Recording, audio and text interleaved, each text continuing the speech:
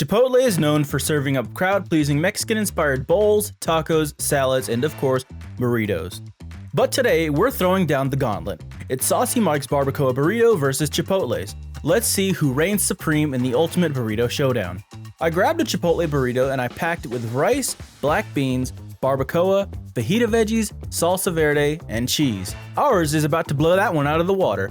Let me show you how we're going to make the best burrito that you've ever tasted. We're starting off with a juicy chuck roast for our barbacoa. To speed things up, and to get that perfect texture, we're cutting it into smaller chunks. Now this is going to help cook it faster and shred easier later.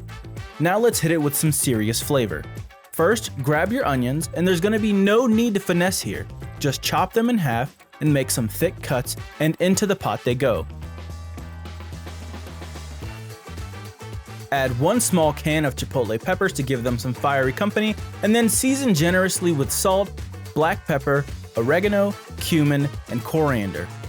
Drop that meat in, cover it with water until the top peeks out, and throw the whole thing in the oven at 275 degrees for 5 to 6 hours. And trust me when I tell you that this long cook is going to be so worth it in the end. While that's slow cooking, we're whipping up a fresh salsa verde. Start by peeling your tomatillos and putting them in a container, quartering an onion, and then slicing up a jalapeno. And you can remove the seeds if you don't want too much heat, but let's be real, a little spice will never hurt anyone. Add some garlic cloves for that extra kick, and then we're gonna boil all of these together for about 15 minutes, and then afterwards we're gonna take them out and place them in a blender with a handful of cilantro, a little bit of salt, and the secret ingredient, chicken bouillon that contains MSG.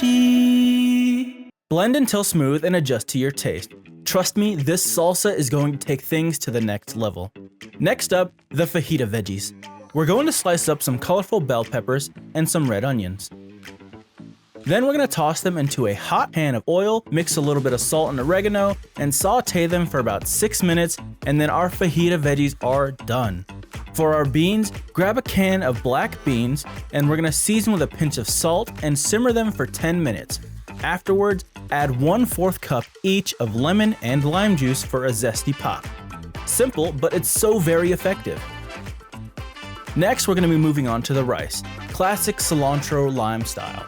Use a rice cooker for the perfect results every time. Now normally whenever you're cooking rice on the stove in a pot, you would go a 2-to-1 water to rice ratio because a lot of that moisture is going to evaporate out of the pot. But with a rice cooker, it's pretty safe to say you can go 1-to-1 because a lot of that moisture is going to be retained inside of that pot while you're cooking. So 1-to-1 is the way we're going to be doing it today. Add in 4 bay leaves, 2 cups of rice, 2 cups of water, and let the cooker work its magic. Once it's done, we're going to remove the bay leaves and then remove the pot from the cooker, and in a separate bowl, stir in lemon juice, lime juice, fresh cilantro, and a sprinkle of salt.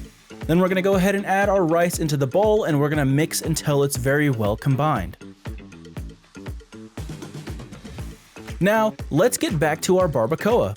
After 6 hours, this meat is falling apart, so tender that you can shred it with 2 forks.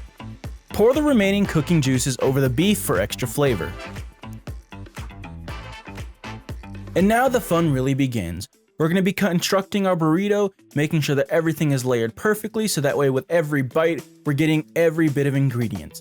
We're going to start with a layer of rice, followed by beans, our fajita veggies, a heap of tender barbacoa, a drizzle of that vibrant salsa verde, and a generous sprinkling of cheese. Now watch very closely as I roll up this burrito, wrapping like a burrito wrapping master.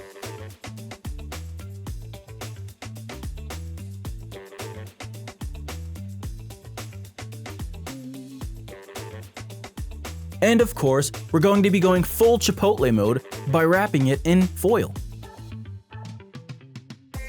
Time for the moment of truth. First up, we've got Wifey. She tries the Chipotle burrito and then mine right after. It's an easy decision for her. Team Saucy 1, Chipotle 0. Next up is Jules. She took a bit longer to decide, but in the end, she chose mine too. That's 2-0. Finally, we've got Papa. I switched the order to keep him guessing, but guess what? He still picked mine. And that's a clean sweep across the board, which makes me the burrito champion. Now as for me, I started with Chipotle's burrito. Their salsa verde was very sweet and had that sweet undertone that's different from mine, and that sweetness, it's exactly why everyone chose my burrito over Chipotle's. Both were great, but let's be real, I won the burrito battle hands down. Thank you so much for watching. If you think that you can beat this burrito, drop a comment down below. Don't forget to like and subscribe and get that notification bell on so you don't miss out on any epic videos like this one. I appreciate all of you and I'm excited for my next video to share with you next week. But until then guys, stay saucy.